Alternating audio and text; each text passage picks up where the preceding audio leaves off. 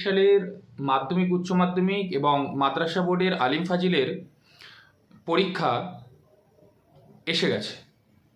জানুয়ারি মাসের 29 তারিখ থেকে মাদ্রাসা বোর্ডের আলিম ফাজিলদের পরীক্ষা এবং হাই মাদ্রাসার আলিমদের, আর 12ই ফেব্রুয়ারি থেকে শুরু হচ্ছে 2026 মাধ্যমিক উচ্চ মাধ্যমিকদের।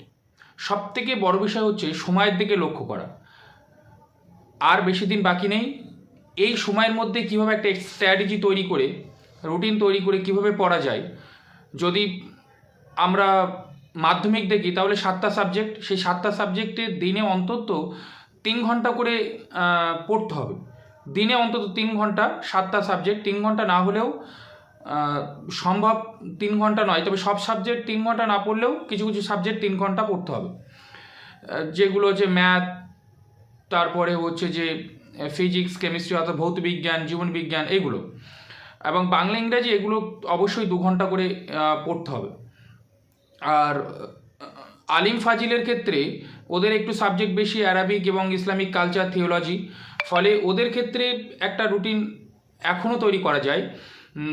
অল্প সময়ের মধ্যে কিভাবে সেটাকে আরও সুষ্ঠুভাবে পরীক্ষার হলে উপস্থাপন করা যায়, তার জন্য তাদের অবশ্যই প্রতিটা সাবজেক্টে 1 থেকে 1.5 ঘন্টা সময় কিন্তু এখন থেকেই দিতে হবে।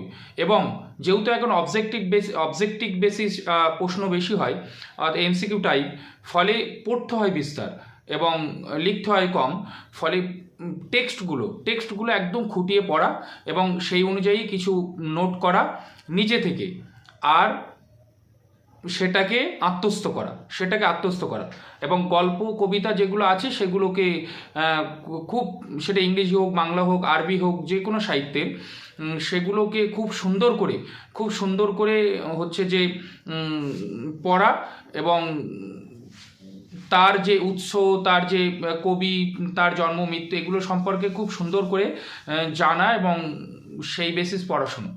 দ্বিতীয়ত আরেকটা যেটা, সেটা হচ্ছে যে অন্য ক্ষেত্রে যে ভূগোল, ইতিহাস বা জীবনবিজ্ঞান, ভৌতবিজ্ঞান বা আলিমদের ক্ষেত্রে ফেকা বা ইত্যাদি, ফেকা, ইসলামিক হিস্ট্রি, এই টপিকস অনুযায়ী মূল বিষয়ের উপরে ফোকাস করা এবং সেগুলো বারবার প্র্যাকটিস না করলে কিন্তু পরীক্ষার হলে অ্যান্সার করে আসা যায় না, কারণ অবজেক্টিভ বেসিস প্রশ্নের ক্ষেত্রে একটু কনফিউশন তৈরি হয়।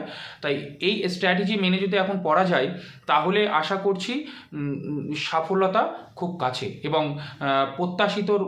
প্রত্যাশিত ছাড়িয়ে কিন্তু সফলতা অর্জন করা যেতে পারে।